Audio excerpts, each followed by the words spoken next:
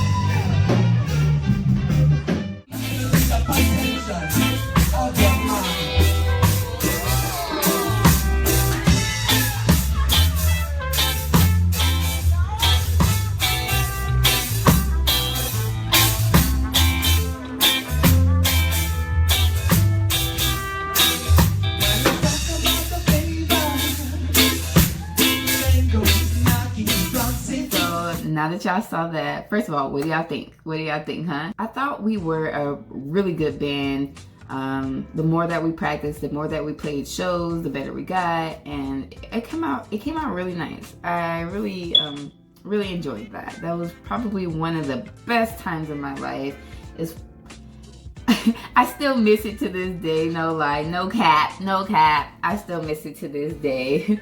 It was like the best time of my life, for real. Like traveling and playing music, performing, having jam sessions, whether at home or someone's place or backstage with the other bands. Like we played with like Hyrie and who else? Oh, we opened for New Kingston, Yellowman. We almost opened for Snoop Lion, but the people that was back when Snoop Dogg was Snoop Lion.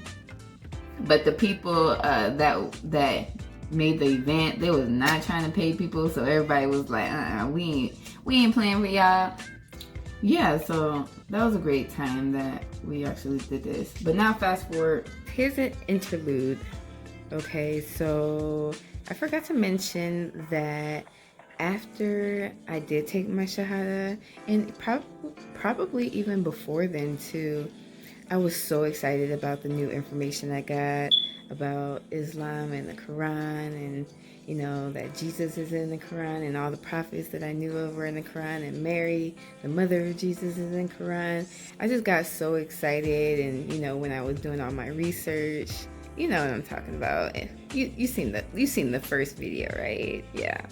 So I got so excited though, and I was just talking about it with everybody, my family, people that I just came in contact with when I used to ride the bus, and just anywhere and everywhere. If I can talk to you I'm talking to you about Islam. I'm giving you some dawah, okay? I was not going to let you pass me up and me not give you the message. Like, what? I just was so excited. But the way I was giving the message, it was very, I guess you can say aggressive. Yes, it was aggressive just because I was like, I feel like everyone was, open-minded enough to just take in this information and accept it. It's like, because how could you not? It's like, it's just so powerful. It's so meaningful. It's so pure. It's so holy. To me, it was just common sense. It was just like, yo, come on. But Allah guys who he wills, and that I can't do it. It's just not my position to do that. So yeah. But I learned my way, and I know now not to teach people in that way. I've learned. Yo, I was a warrior out there, like I can do that on him. No. I can do that. He a G. But yeah, that's that. Now let's get back to the story. So after I took my shahada, it seemed like Allah was testing me, like serious. It was back to back to back to back to back. It seemed like, my ex-husband wanted a divorce because I wasn't cool with him having a second wife. Like, first of all, mind you, I'm okay with, my husband being a trying righteous Muslim and trying his best to do things in the way of Allah. But if you're not trying to do it the right way, then I'm not for it. I was like, no. It's like, yes, I'm cool with it, which made him, go and actually find one. But he didn't put two and two together. Yeah, I'm cool with it if you do it the right way. He was not trying to do it the right way. And I was like, no. No, you gotta take care of both of us financially. You're not even taking care of me. You can't even take care of me financially. No. What do you think this is? Oh, so he knows now. Now he knows he was trying to do things the wrong way. He knows that now, alhamdulillah. But back then, no, he was not trying to do things the right way. So that's why we divorced. So after that, I just had to find my way again, because it was like I just built my whole life. I was working at a restaurant, being a hostess part-time, while the other time I was doing a reggae band. There was 6 of us, and we was getting better and better and better. So it was like I was really building my life around this. I'm working hard, being a promotional manager, working hard, booking the shows, working hard, performing and pushing my voice out there to get better and better, just working hard left and right. So I had to start new, like start all over. So at this point I'm like, okay, what am I gonna do? I ended up leaving my job because I didn't want to sell alcohol anymore, being a Muslim now. Like I said, I was a hostess. I did to-go orders, but I also sold alcohol sometimes, so I didn't want to do that no more. So I quit that job. Ended up going to be someone's nanny for their house. They wanted me cooking and cleaning and, watching over their kids and stuff like that. So I went and did that for a very little bit. It was not a good setup, so I left out of there. And it's just like, why did I do this? I'm still like, why did I do that? But it's okay.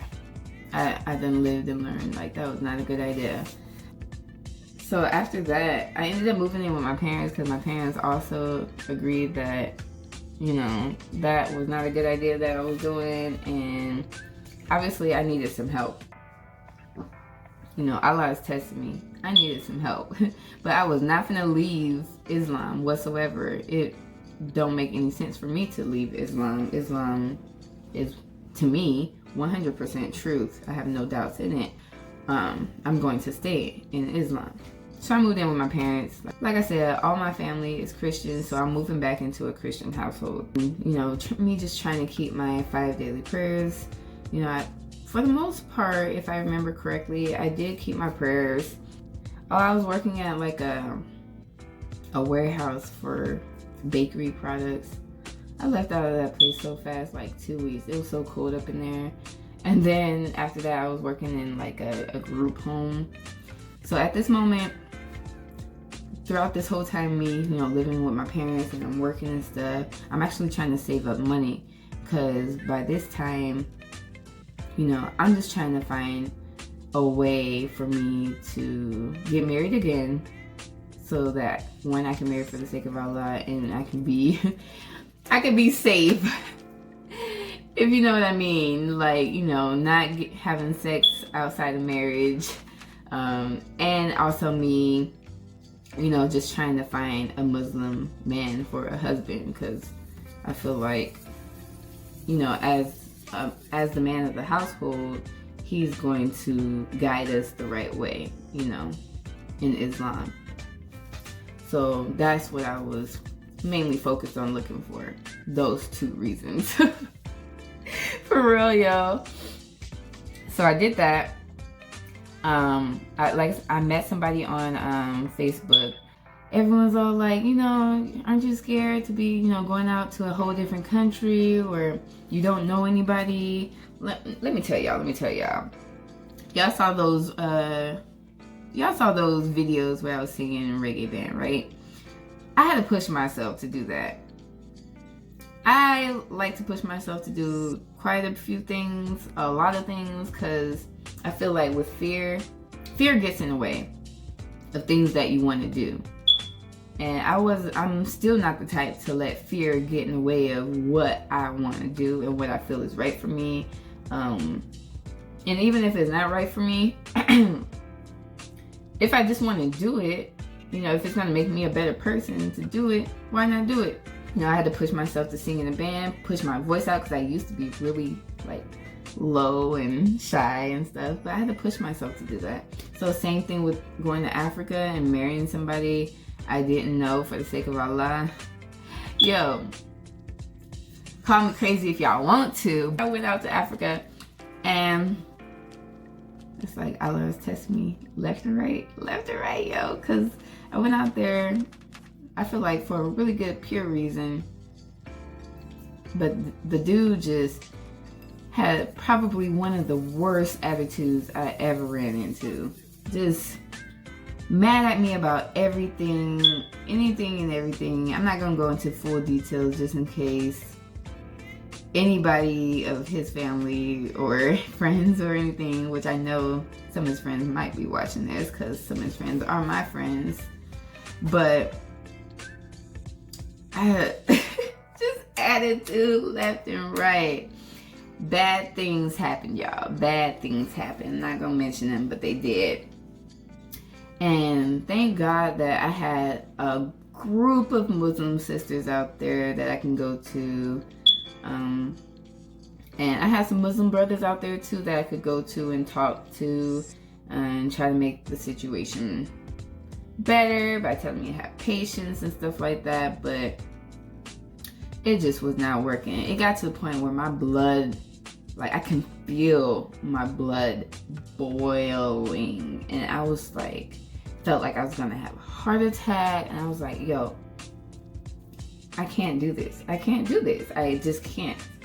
So it's just like, no, I just couldn't do it. Just because I'm such a positive person. When someone's so positive like me and just like, you know, happy-go-lucky type of person, you know, for someone to be just mad all the time and over stupid reasons too, just dumb. And then not only that, but I would see too, like, he got a brother out there. He got a brother out there who would just be like, I seen the way he be treating his wife, and I'm like, if you think for one moment you gonna treat me, this American black woman over here, like he treat his wife, and like I've seen other men out here treat their wives. You got another thing coming, boo-boo. You got another thing coming. I am not the one, okay? I'm not that.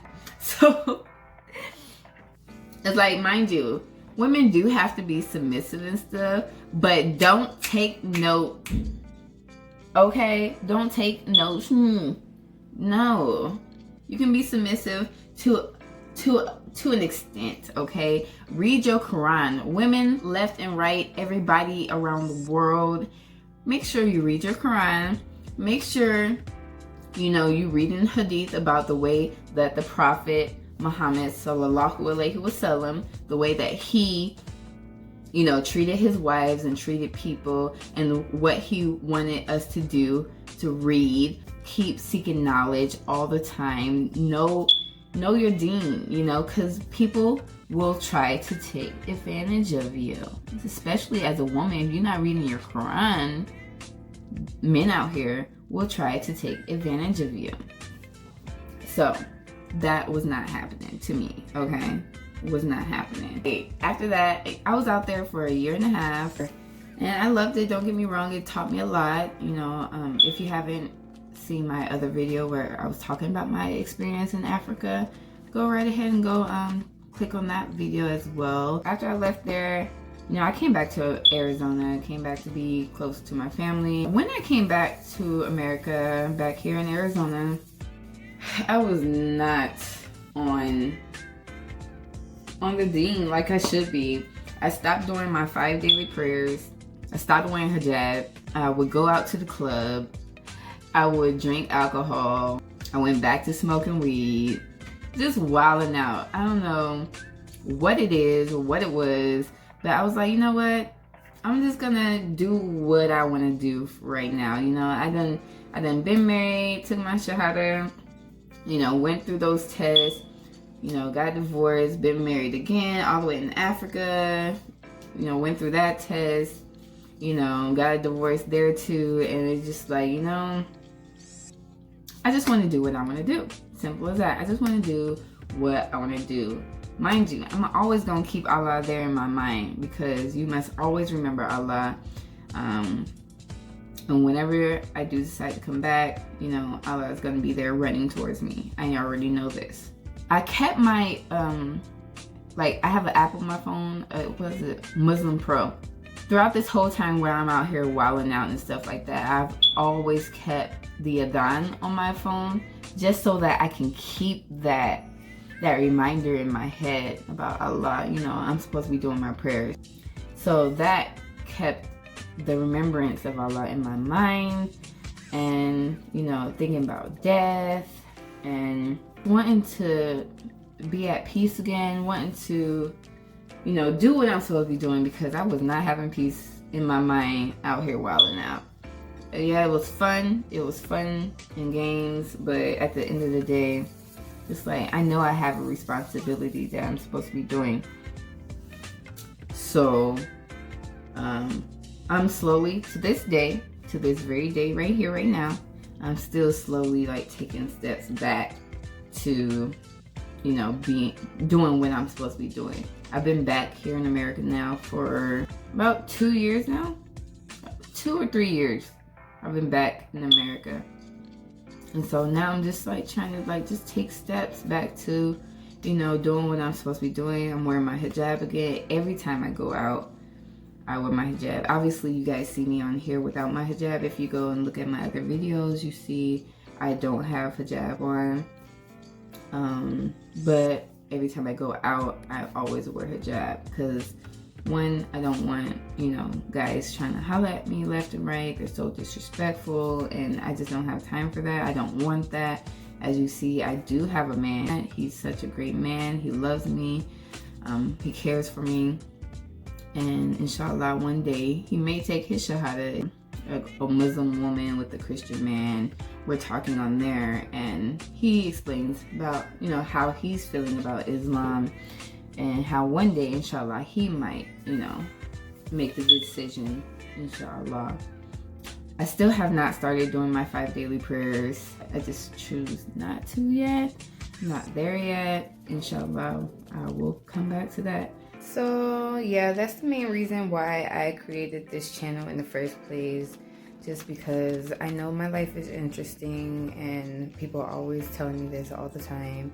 And I felt like there could be other sisters who are going through the same struggles as I am and can relate to me on so many different levels. And maybe y'all just want to come vibe with me, grow with me, learn with me. You know, we got this. You know, inshallah, we'll get there. There's some parts, no lie, there's some parts of my story I'm not telling you guys because I feel like y'all don't need to know all my business. Maybe in the future I might share that with you, so if you want to stick around, I suggest that you do subscribe to my channel. I would definitely suggest that you put on your post notifications. If you click the bell, I believe it's down below somewhere, just so you can see every time I post, so that you don't miss those answers or any other thing you might be interested in. I'm still, you know, posting more and more. Thank you to everyone who subscribed to my channel. Like, most of my viewers are not subscribed to my channel, so I'm like, what are you guys doing? You guys should definitely subscribe to my channel. I'm sure you'll love my channel. I'm just sure. So why not? Assalamu alaikum. Thank you for watching Life in General. Bye.